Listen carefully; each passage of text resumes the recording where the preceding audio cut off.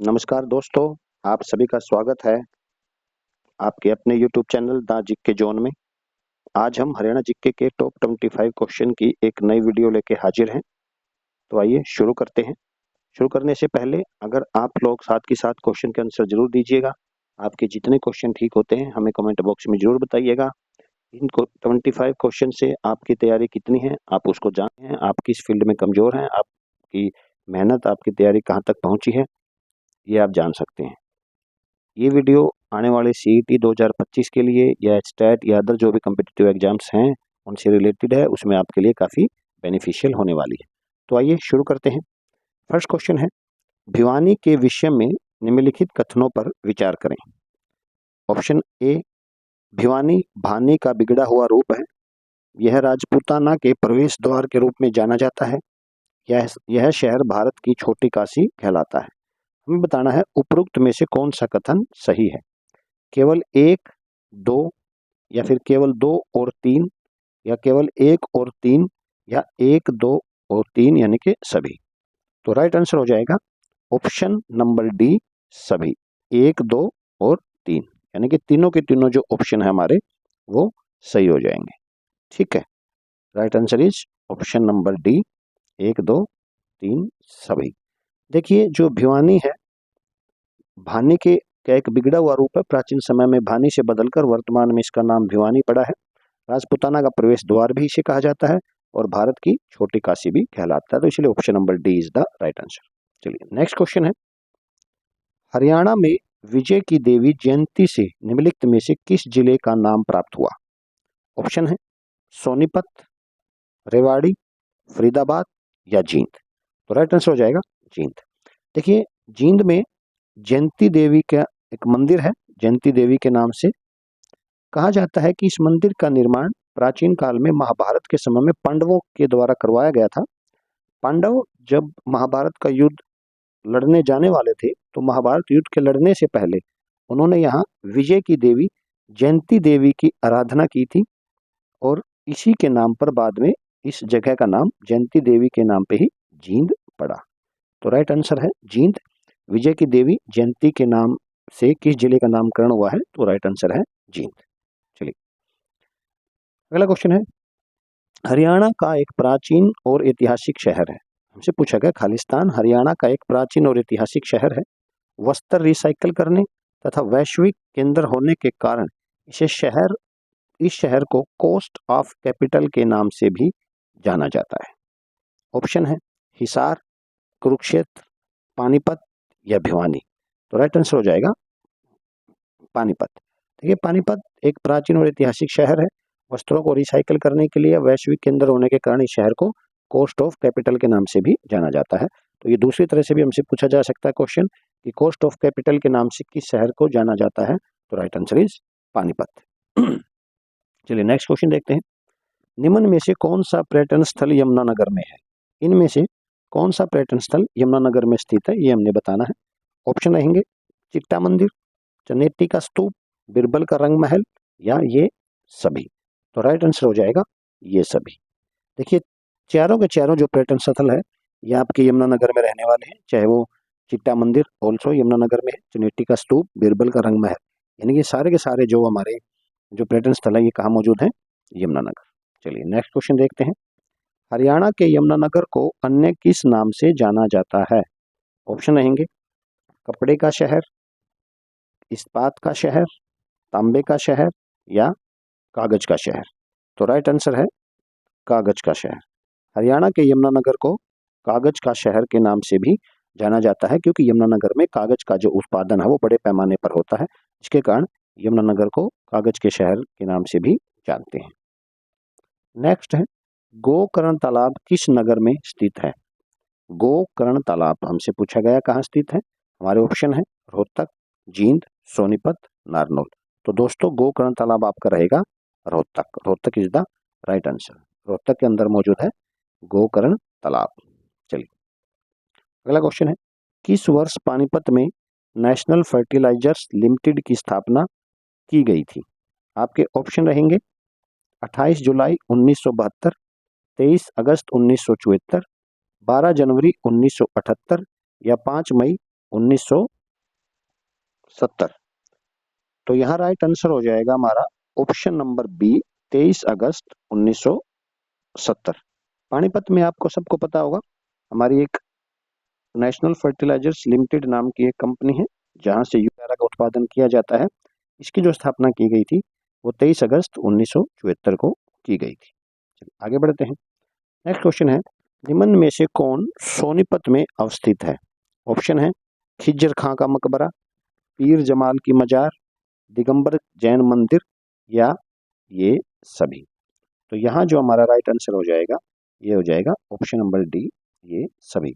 यानी कि सोनीपत के अंदर खिज्जर खां का मकबरा भी सोनीपत में है, पीर जमाल की मजार सोनीपत में है, और दिगंबर जैन मंदिर भी आपका सोनीपत में रहेगा। इसलिए right answer is option number D, ये सभी। नेक्स्ट है, राष्ट्रीय मस्तिष्क शोध संस्थान कहाँ अवस्थित है?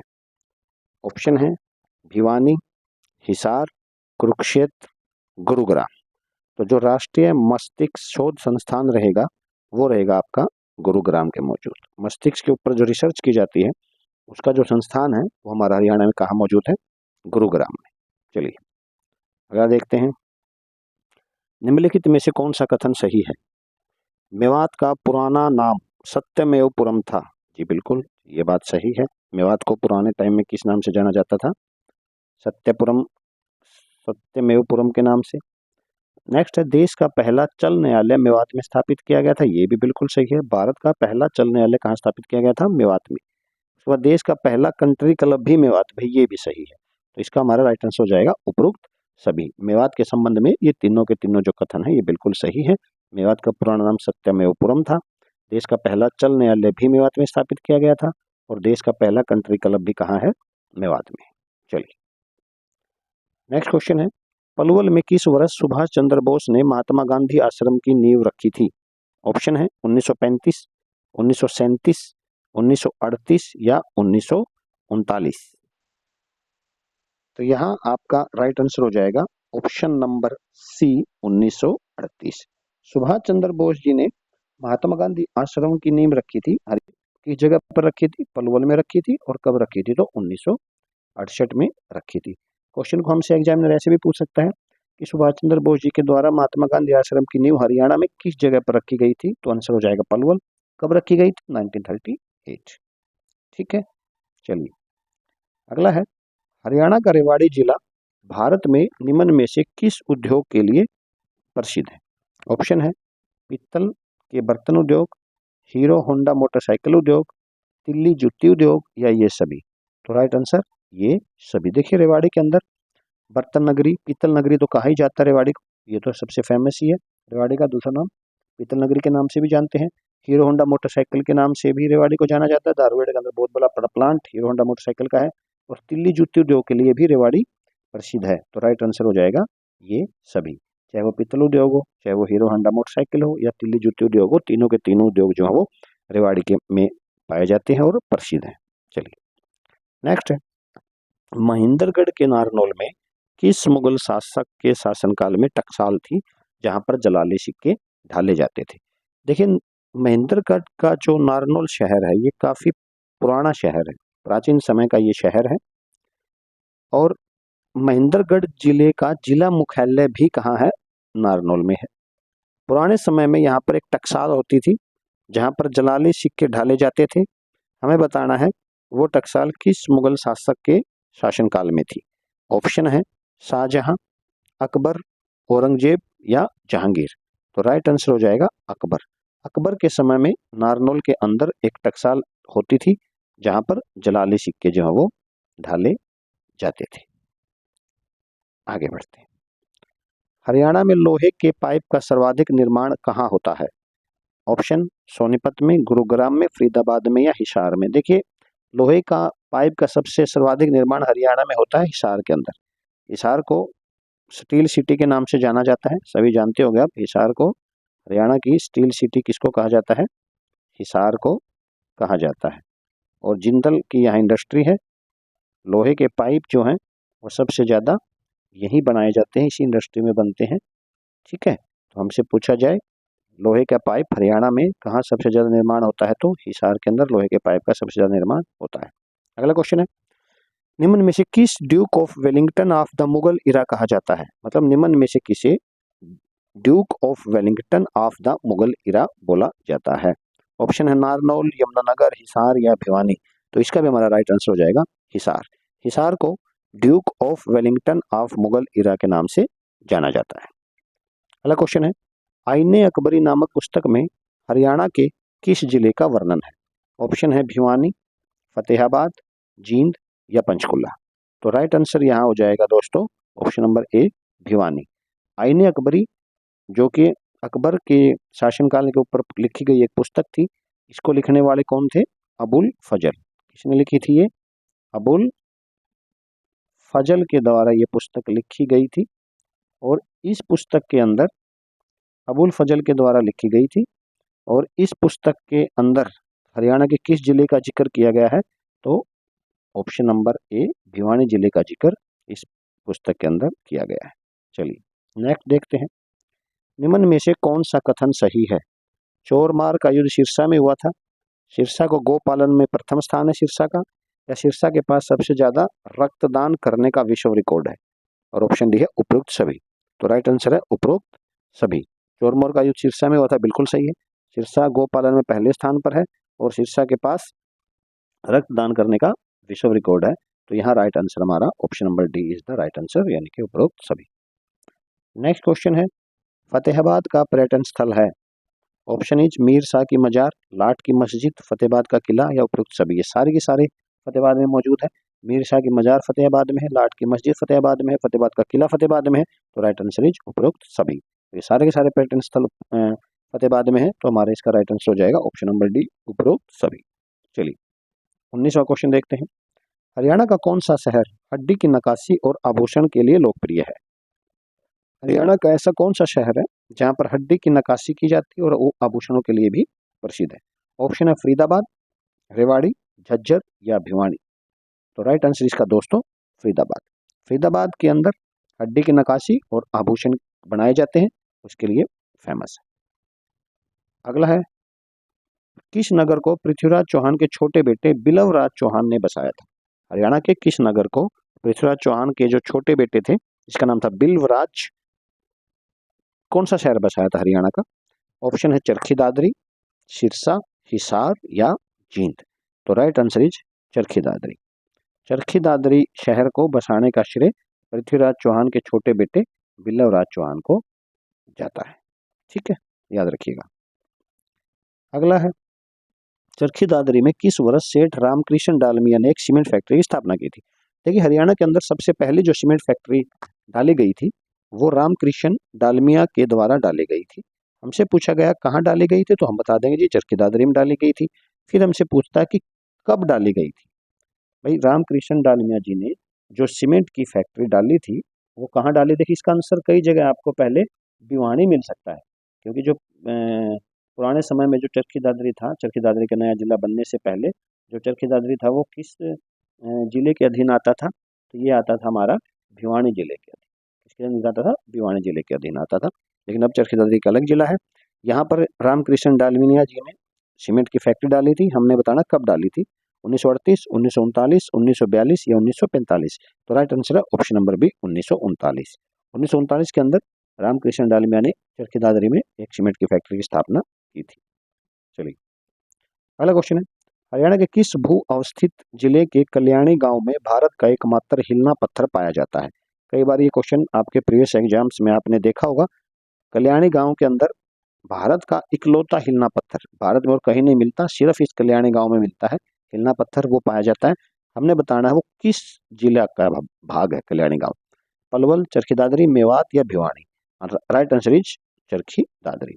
पहले इसका आंसर भिवानी मिलेगा आपको कई पुरानी बुक्स में, लेकिन अब ये चरखी दादरी जिले के अंदर आता है। तो right answer is Charkhi Dadri. Charkhi Dadri जिले का गाँव है कल्याणी गाँव। इस गाँव में भारत का एकमात्र हिलना पत्थर जो है वो पाया जाता है। चलिए नेक्स्ट क्वेश्चन है, निम्न में से किस मंदिर का निर्माण उड़ीसा के कोणार्क मंदिर की तर्ज पर किया गया है?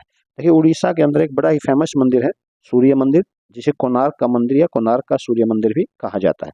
ये मंदिर किस भगवान को समर्पित है? हमसे पूछ लिया जाए तो सूर्य भगवान को ये मंदिर जो है वो समर्पित है। कौन सा?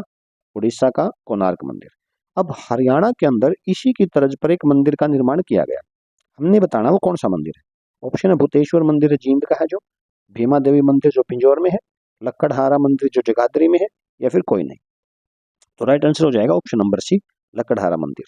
जो लक्कड़हारा मंदिर है जो कि कहाँ मौजूद है? जगाधरी में मौजूद है।